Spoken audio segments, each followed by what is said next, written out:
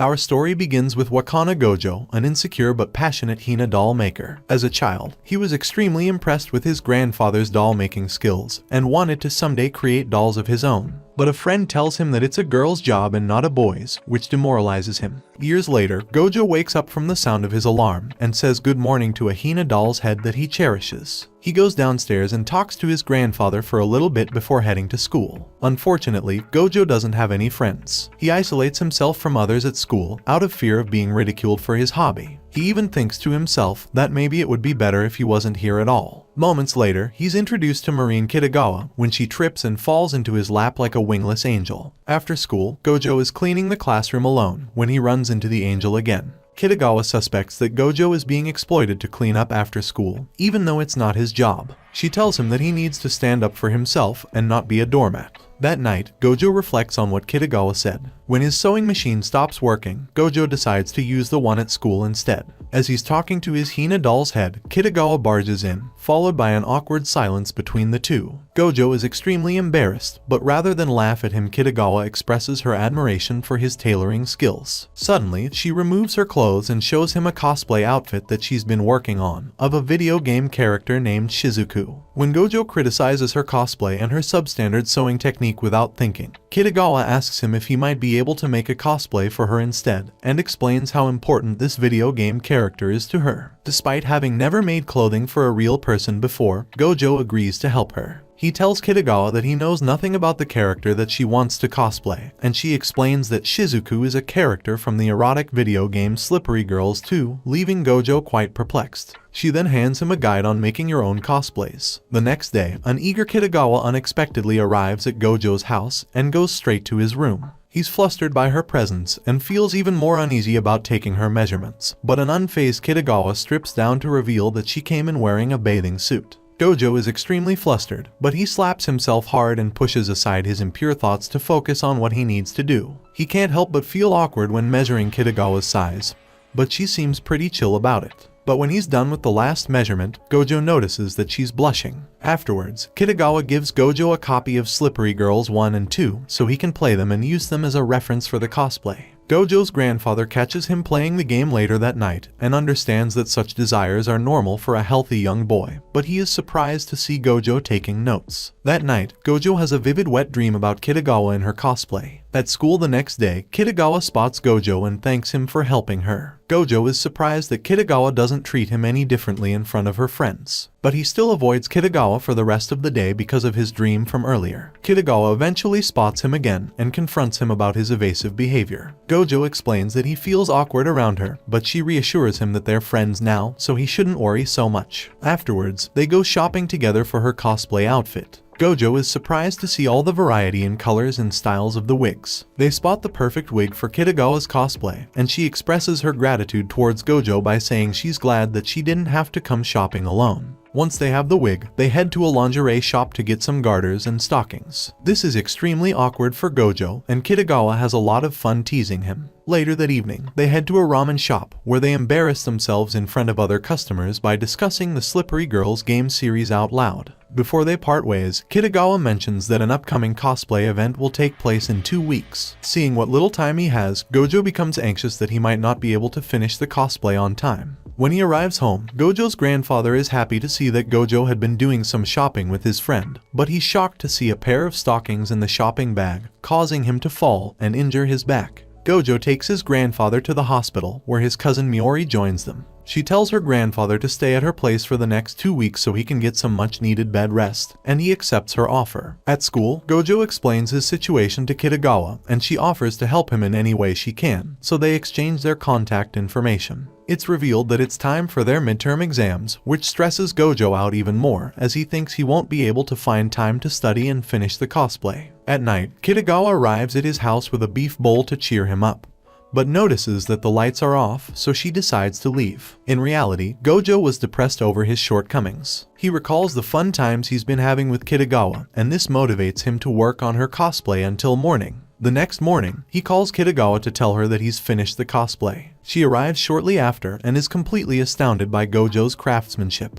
But Kitagawa apologizes to Gojo for making him work so hard, and reveals that she was not supposed to attend the event in 2 weeks. She starts crying, because she was the one who created the misunderstanding. Gojo manages to calm her down by telling her that it'll all be worth it, if she's happy with the outfit. He then makes her put on the outfit, and helps her with her makeup and other adjustments. The end result is flawless, and Kitagawa absolutely loves it. Gojo then takes some pictures of Kitagawa cosplaying as Shizuku and compliments her. She's happy with the results and uploads the pictures on social media. Kitagawa then tells Gojo that she wants to attend a cosplay event tomorrow. When they arrive, Kitagawa is incredibly excited, while Gojo is more restrained. Kitagawa gets a lot of attention from the other attendees thanks to her great cosplay. As he watches her have fun, Gojo begins to wonder if this will be the last time they hang out together, since he has now fulfilled his promise to make her a cosplay. When Kitagawa is feeling hot, she reveals to Gojo that she was wearing double bras to make her boobs look bigger, and now she's having difficulty breathing.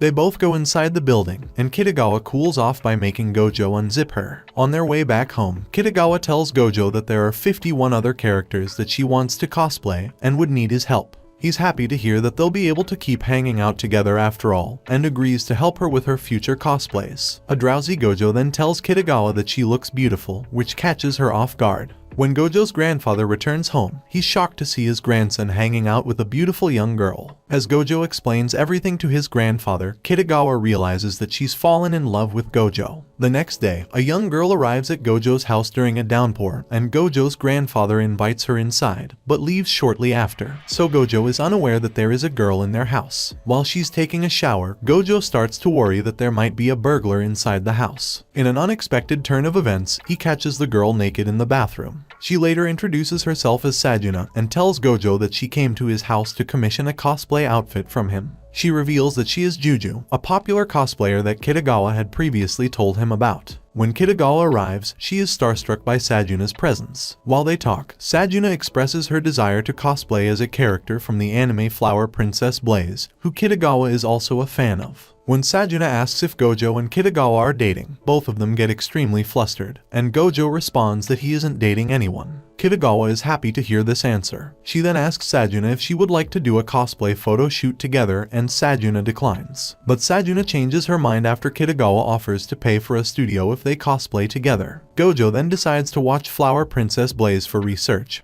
so Kitagawa offers him her complete DVD set. The next day, Gojo arrives at her apartment to pick up the DVDs, and is flustered at how Kitagawa is dressed. She's flustered too, but only because she's not wearing her contacts. When she finally lets him in, she tells him they should watch the series together. As they do so, Kitagawa realizes that she's having a home date with Gojo, and wishes for this moment to never end. Back at home, Gojo calls Sajuna and sends her his detailed sketches. She's impressed by his skills, and she's even more shocked to learn that Kitagawa's outfit was Gojo's first cosplay project.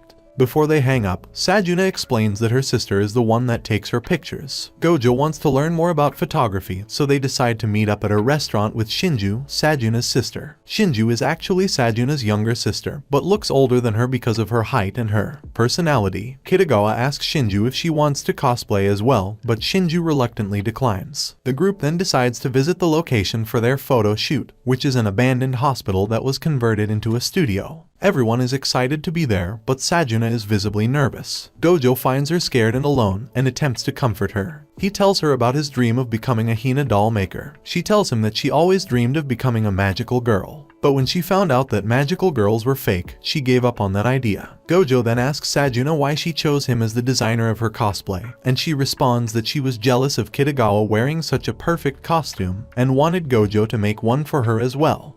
The next day, Kitagawa invites Gojo to go to the beach, and they have a really great time there. Gojo reveals that he never got to visit many places during his childhood because of his hobby. Surprised, Kitagawa promises to take him to many places during their summer vacation. Realizing what she just said, a flustered Kitagawa excuses herself. While Gojo is still having fun in the water, Kitagawa takes his picture as he trips and falls into the ocean. Some time passes, and Sajuna arrives at Gojo's place to try out the outfit that he made for her, and she's happy with it. Kitagawa also loves her outfit, and is shocked to see herself in this cosplay. She feels like she's been a Flower Princess Blaze character all along. She then takes a selfie with Sajuna and is amazed at how many likes she's getting. The girls head to the studio and wait for Gojo and Shinju to arrive. When they finally arrive, Shinju stuns the girls with a male cosplay outfit. In a flashback to the day they first visited the studio, Shinju admitted to Gojo that she actually wanted to cosplay as a male character from Flower Princess Blaze, but that it would be impossible to pull off because of her huge rack. Gojo agreed to help and took her back to his house, but Shinju's boobs are so big that they popped off the buttons of the shirt that she was supposed to wear for the cosplay. They did some research and eventually learned about an item to deal with her chest. Back in the present, Kitagawa and Sajuna are both surprised by how perfectly Shinju looks in her cosplay.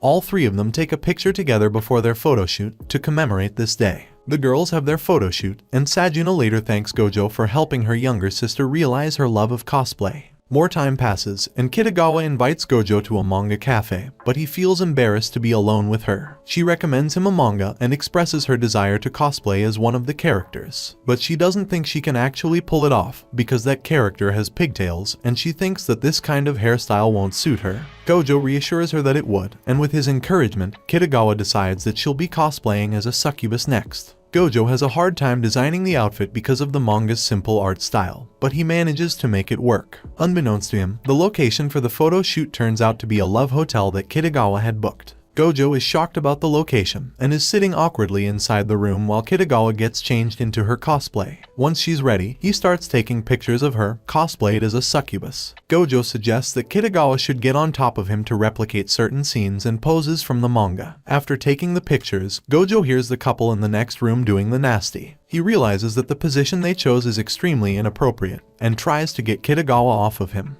But this only worsens the situation. They stare into each other's eyes and nearly kiss, but their moment together is interrupted by a call from the front desk, telling them that their time is up and they have to leave. Back home, Gojo thinks about the beautiful Kitagawa while he's alone in his room. A few days later, Gojo goes to Kitagawa's place to help her out with her next cosplay. He learns that she's been modeling for a magazine to save up for an expensive camera. They then watch a scary movie together, and Gojo is nervous because he's never seen one before. However, by the end of it, he's enjoying the movie and analyzing the costume designs, while Kitagawa is left terrified. Afterwards, she finishes her homework, and they decide to meet up later that night so they can go to the festival together. At the festival, Gojo is stunned by how cute Kitagawa looks in her yukata, which makes her happy.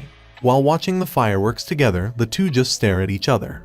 After the fireworks, Kitagawa's sandals start hurting her, so Gojo carries her on his back to a nearby store to get her a new pair. Both are very happy with each other's company and promise to visit the festival again together next time. Later that night, when they've both returned home, Kitagawa calls Gojo because she's scared after watching another scary movie and wants to hear his voice. She tells Gojo to stay on the call with her no matter what. But Gojo begins to fall asleep. When she notices that he's passed out, Kitagawa tells him that she loves him. Thank you so much for watching. Don't forget to like and subscribe if you enjoyed the video. This has been Recap Sensei, and I'll see you all again in my next videos.